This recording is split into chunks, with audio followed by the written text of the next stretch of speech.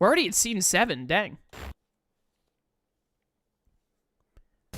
Akihiko's episode is going pretty quick, it seems. Which is good, we might actually be able to finish Aigus's today. I take a deep breath next to the collapsed kanji to lower my heart rate and wind down from the battle. Then I calmly re-examine my surroundings. During the battle, I had noticed that the spectating students had changed into something completely different. They're not humans, they're silhouettes shaped like people, or something. I don't know why they're showing their true form now, but that's fine. If they're not human, then there's no need to worry about them. I'll just leave them be. And if they happen to turn hostile, I could easily crush lifeless creatures like that. Kanji regains consciousness. He's recovered much more quickly than I was expecting. It's amazing. So this is what you meant by going at it with nothing to hide. When did I say that? You're one passionate guy. Guess you're no ordinary pervert. Oh, since when am I a pervert? Kanji flashes a bright smile that's different from the one he displayed before the fight. Anger and hatred have fled his body entirely now that the fight is over. Seems like he's got spirit. Ow! Man, for a dream, this sure hurts. Huh? That's weird. How come a dude I've never met before is here in my dream? Dream? What are you talking about? Aren't we inside the TV world? Huh? The TV world. If you can dream with your eyes open, I'm pretty impressed. What? You're inside the TV? I seriously thought this was all a dream! It doesn't seem like Kanji's acting. He honestly seems to think that this entire thing was all a dream. I thought that the people in that promo video were related to the general, but maybe everyone here was actually dragged into this by force? If so, I can't abandon the others who were in that video either. Hey, do you have any idea who the other people in that video were? They were pretty much all my friends, but... Oh, crap. Kanji clutches his head as something occurs to him. This seems quite serious. Thought this was a dream, so I kinda sorta beat the snot out of a couple of them. Well, if they lost to someone who was half asleep, they'll just have to suck it up. You think so? Things are just that black and white to you, huh?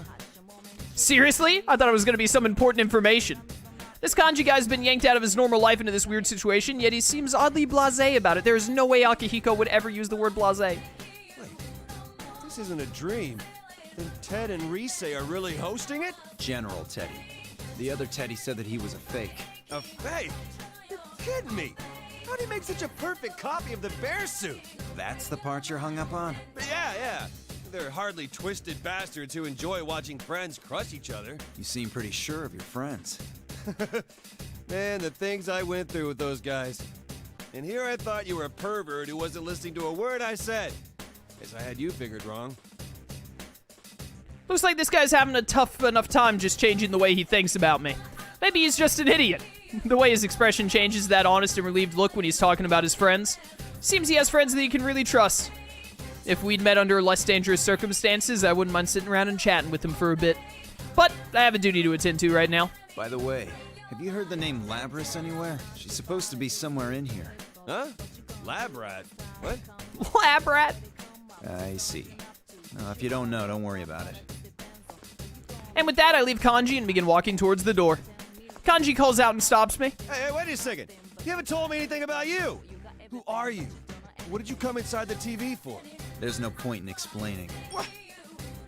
Kanji attempts to stop me, but he changes his mind. His expression tells me that he's not satisfied with this outcome, but he swallows his frustration and takes a seat on the ground. Since he's fought against a number of people already, he must understand that he can't proceed on because he lost. Kanji looks directly into my eyes and speaks up. Well, I was the loser here, so I can't complain. This isn't a dream, and my friends are in trouble. That's all you need to say. I answer with a smile. I know. I won't let anything happen to him. The way you fought says it all. You can't throw punches like that without a shitload of training. You feel your determination behind every one. The ultimate bromance is forming. Yeah, the same's true for you. Good work.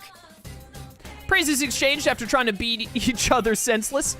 We have a moment that only those who have just brawled against each other can share. Kanji's skills are exceptional for a high school student. When I was in the boxing club, there were only a handful of guys who could stand to trade blows with me like he just did. Considering that he's this good with self-taught fighting skills, there's no question that he'd become an unparalleled fighter if he had proper training. You should be careful. His friends are hella strong, you know? If you're not careful, you'll be eating pavement. Was that supposed to be a genuine warning for me, or was that a boast about how great his friends are? Either way, I can understand the feeling behind his words, so I smile back at him. I don't know about that. My fists can't be stopped that easily. There's nothing more I need to say to Kanji. I turn and begin running down the hallway.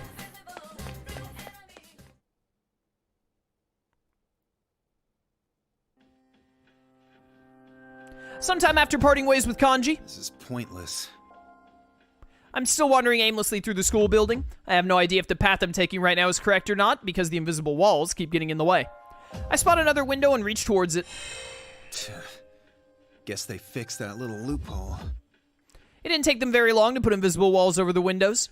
Just as I pull my hand back, the PA system blares. No more breaking the rules.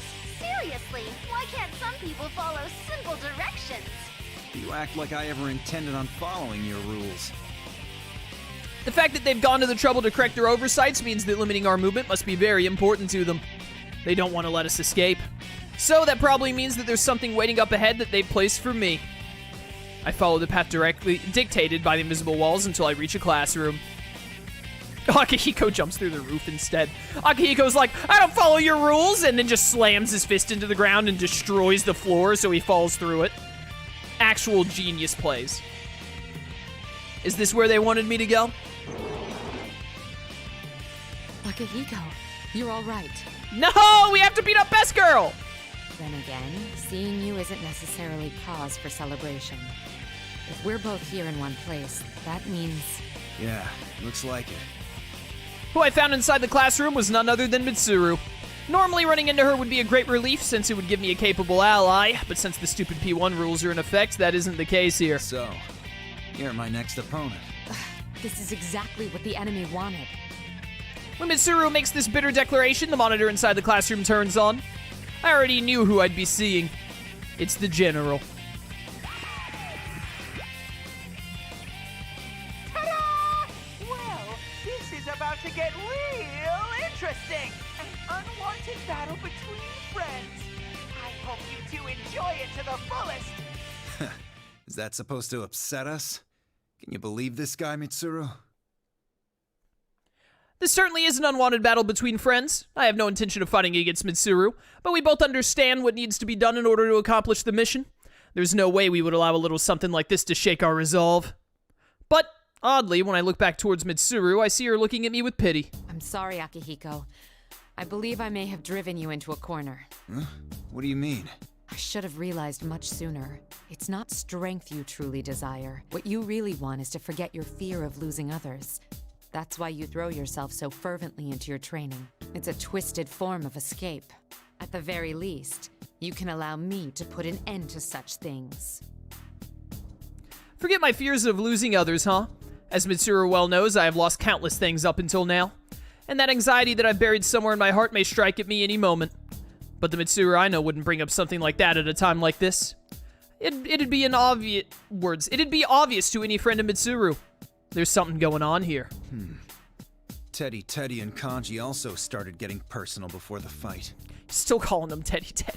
Is this some kind of trick? I've got no idea what you're talking about. Sounds to me like she means it. I don't know what you're up to here, but you're gonna have to try harder. It's fine, though. I'll just take this chance to enjoy some serious sparring. Those who encounter one another must fight, and only the victor may proceed. Since this rule still stands, we've got to fight. They've removed any choice we had. I turn to face Mitsuru once again. There were a bunch of people I wanted to fight once I got back to Japan, to test my skills. And you were at the top of the list, Mitsuru. Didn't think I'd get a chance so soon, though. Mitsuru takes her stance without saying a word. The tension of battle sends a tingle through all the muscles in my body. Here goes, Akihiko. Come and get me, Mitsuru! I love how Akihiko is just completely uncaring about any of Shadow Labrys's tricks. He's just like, yeah, I'm just here to punch things.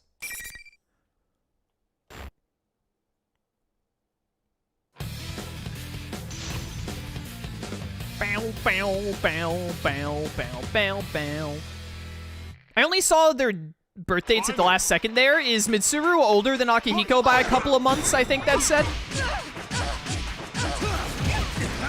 Wrecked. Whoops. Hey, Mitsuru, stop that. Don't kick me! She kicked me.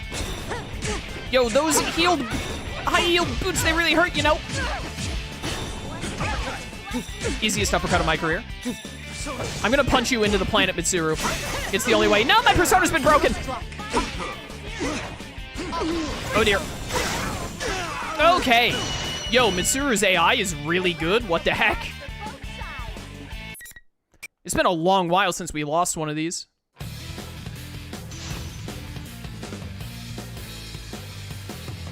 Yeah, Mitsuru is like 4 months older.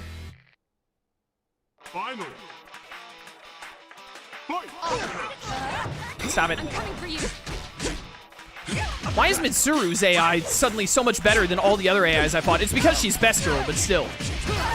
Alright, forget about trying to get a finisher or whatever. Just win. Get grabbed.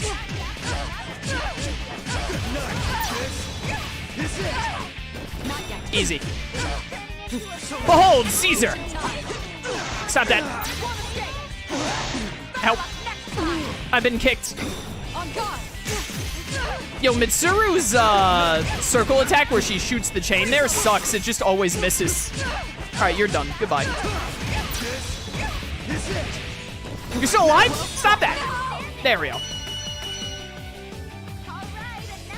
Yo, this battle music.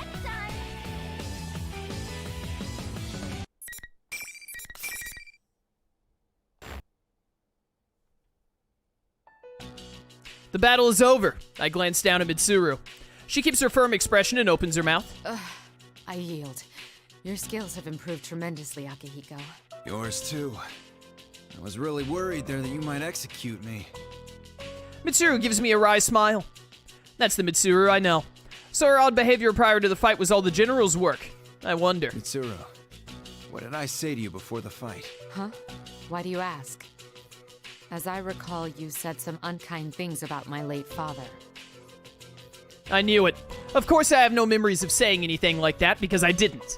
The general's probably got some trick that warps the opponent's reality so the good friends will hate each other. Maybe it was all an illusion? I don't understand how it all works, but there's one thing that I'm absolutely certain of. Mitsuru and I turn towards the monitor and smugly smile at the general. His little gimmick was completely useless. General Teddy can barely contain his hatred as he responds. How? How can you fight without holding back like that? People hesitate more when they face their friends. They break down. They suffer. So how come you aren't suffering? Why? I don't understand. I'm not surprised. Anyone who needs to trick people to get his way wouldn't understand. Our bonds aren't that flimsy.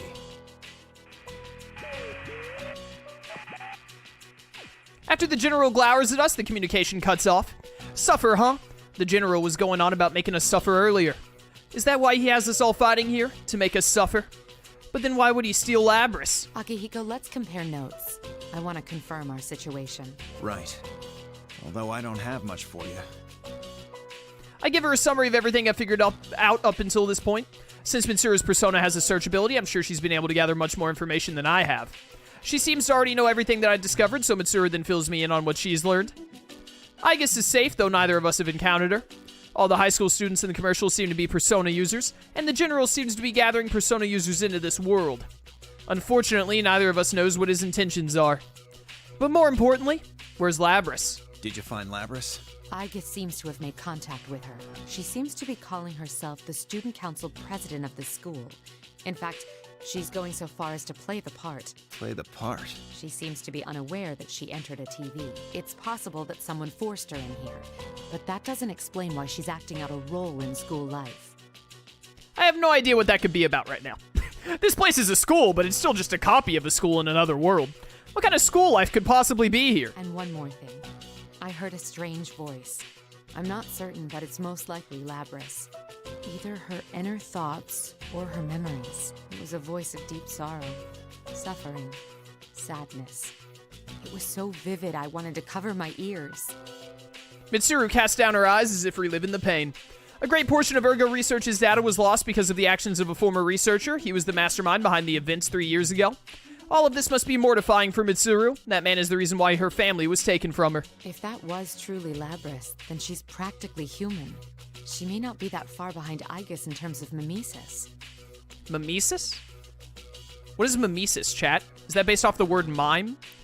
Does it mean like when human-like things become human, would be my guess. Sure, Aigis' sister unit would have a mind. But does that mean the older version is more advanced? Doesn't seem likely, but I can't say for certain. Still, I'm only speculating. But I feel like her deeply negative emotions are connected to this tournament. Connected how? Do you really think Labris was stolen? The general seemed to want to make us suffer rather than eliminate us. Would a thief wish for that? Or draw in unrelated high school students? I see. That General Teddy's actions do seem in line with what Labris wants. He actually may in fact be Labris. It's possible that Labris regained consciousness much earlier and escaped when she was being transported. I can't deny that possibility right now, but there is something else I do know. Mitsuru, you're doing your brow furrowing thing again. What? That doesn't matter right now. You're overthinking things. All this conjecture and speculation will drive you nuts. Let's pick this up again once we defeat the enemy. Mitsuru's always been like this. She imagines worst-case scenarios that haven't even happened yet and burdens herself coming up with contingency plans based on them. Even though she doesn't necessarily stop moving forward, it certainly does weigh her down. Sometimes we need that hard-headedness, but there's a time and place for it. Ever think that maybe it's you who's underthinking things? Anyway, there's no time to lose right now. You know where the enemy is, right? Yes, I've traced its location. It should be nearby. I will leave the rest to you, Akihiko. Don't disappoint me, all right? As Mitsuru says those words, her expression softens a bit. It seems that I've been able to reach her. Ha! Of course not. Mitsuru has grown as well. She's changed since that battle 3 years ago. Now that I think about it, a lot of time has passed since then. None of us have remained stuck in the past. We've all changed. I part ways with Mitsuru and hurry on ahead. According to Mitsuru's search, the enemy seems to be nearby. The enemy is waiting for their encounter with us as well. Well, that's one wish I won't mind granting at all. Just as I reach the top of the stairs, a loud noise punctuates the atmosphere. Is someone on a rampage with their persona? No, that's not it. It's the sort of sound that a massive object creates upon impact. I hear it again coming from the room ahead. Oh, it's probably Aigis fighting Labris, and the loud, massive object is her axe. There are no invisible walls that prevent me from making my way towards the sound, and I finally reach my destination. The announcement room. Here we go. The monitors and PA system must have been controlled from this room. I grab the door handle, but it won't open. This is different from those invisible walls, however. It's just an ordinary door. Sorry if there's a broadcast going on, but I'm gonna have to punch my way in.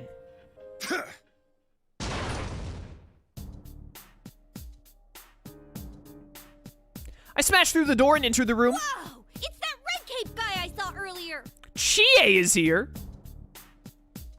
Everyone inside immediately wheels around to face me. There are 2 female students before me. One of them I recognize from the video, but the other is an unfamiliar face. It's my first time seeing her, but I immediately know who she is. She looks just like a regular person, aside from all the mechanical bits. It's Labris. And General Teddy. So it wasn't Labris after all. Immediately, General Teddy, who's glaring at me, begins to change.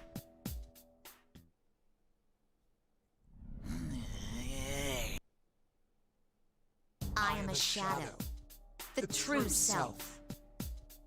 Another Labris. Oh, this is the same cutscene from the end of Chie. That's why Chie is here, so they could use this again. Is Kanji still laid out on the ground? No, he's not. They took Kanji out of it. Wasn't Kanji here before? Or no, was that in a different episode? There are too many different episodes going back and forth. I can't remember them all. Well, this is completely unexpected. I can't even come up with a reason for why something like this would occur. Maybe this is another one of his illusions. No, if that were true, what I'm seeing would be more direct assault on my inner thoughts. I started inventing and discarding possible reasons for what's happening.